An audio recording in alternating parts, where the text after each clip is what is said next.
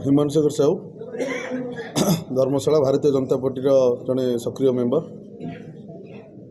आम यही विगत दिन में आम विजु जनता दल सहित एवं अंशुमान मेमोरियल ट्रस्ट सहित कम करूँ अंशुमान ट्रस्ट सहित भी सक्रिय कम करेतु आम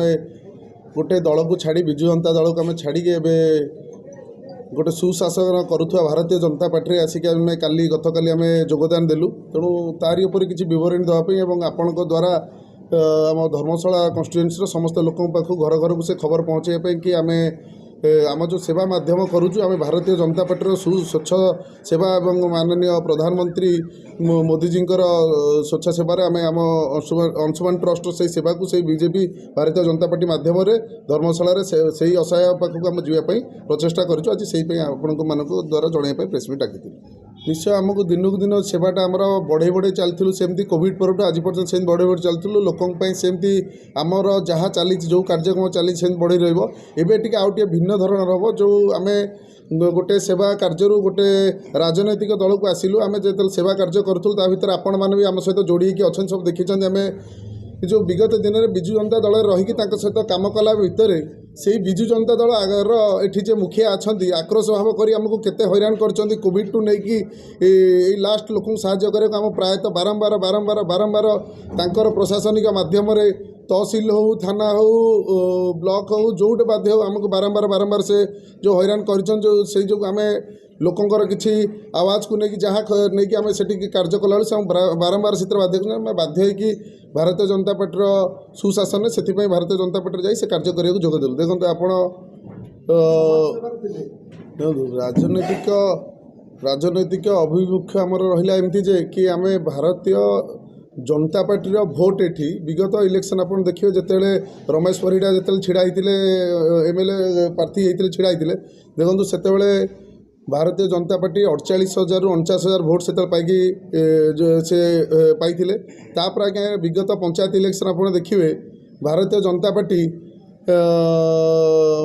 जिला परिषद इलेक्शन गुरा प्रायतः जिला परिषद देखिए आप पूरा 54टी पंचायत रे 70 दीर्घ हाराहारी 70,000 भोट पाई तो दिनक दिन ये आज्ञा भारतीय जनता पार्टी भोट बढ़ी बढ़ी चली यहाँ केवल भारतीय जनता पार्टी सुकर्म एवं ये स्थानीय विधायक कुकर्म लोक ये आज्ञा गोटे हाहाकार परिस्थिति अच्छा ये किए गोटे अन्याय विरुद्ध लड़िले चापी दिया किए ये न्याय बोली किसी ना ना धर्मशाला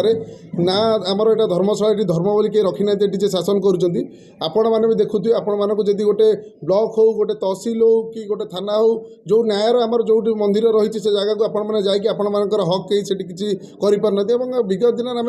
प्राय 54टी पंचायत बुली बुली देखी जो बुली देखु आजिका डेट्रे आज्ञा देखिए 60-70% लोक आपण मैंने जातु गाँ गाँ बुली आप देखूँ आज्ञा से गोटे ब्लॉक कौन देखा दिखाही कारण ब्लॉक देखले काले आवाजटा को से रेज कर थाना गोटे तहसिल गोटे आज्ञा से लोक रखना लोक अच्छा आज्ञा 70 वर्षर बुढ़ीटे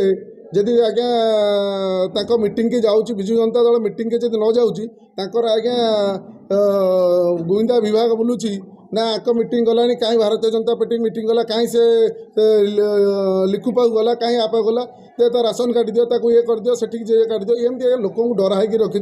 तेणु ये डर आउ रही लोक मैंने बर्तमान जागृत हो गले आम से जो देखुते दिनक दिन भारतीय जनता पार्टी भोट केमती बढ़ी बढ़ी चलती 2024 धर्मशाला भारतीय जनता पार्टी जितवाटा सुनिश्चित और आम भी किंचित आपन को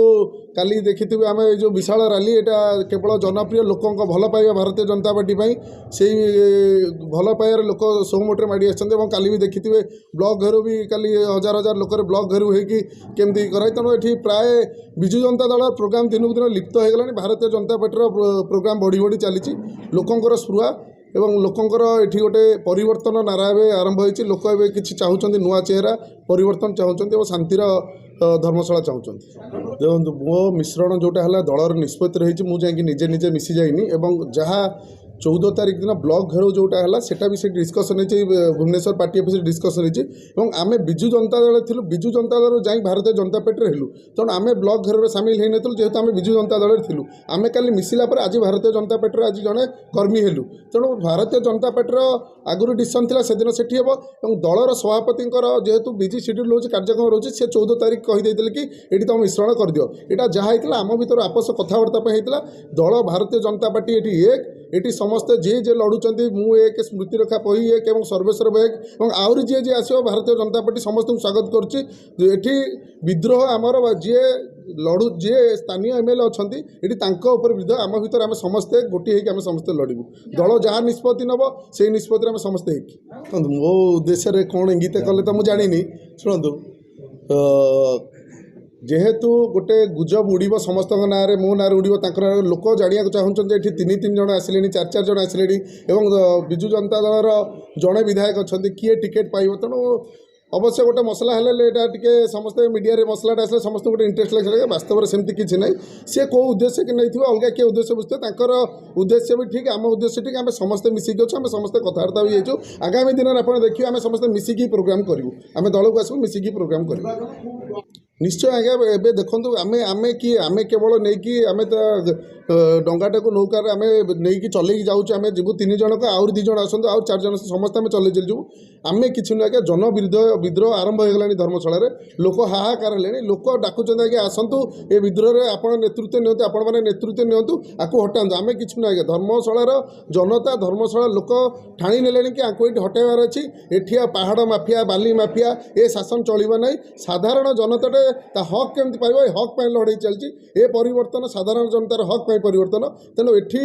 କେବଳ ଜଣକ ଧର୍ମଶାଳା MLA ଜଣକ ପାଇଁ ତାଙ୍କରି ପାଇଁ ଲଢ଼େଇ ଚାଲିଛି, ତାଙ୍କୁ ଏଠି ବିଦା କରିବା ପାଇଁ। ଏଠି ସମସ୍ତ ଜନତାଙ୍କର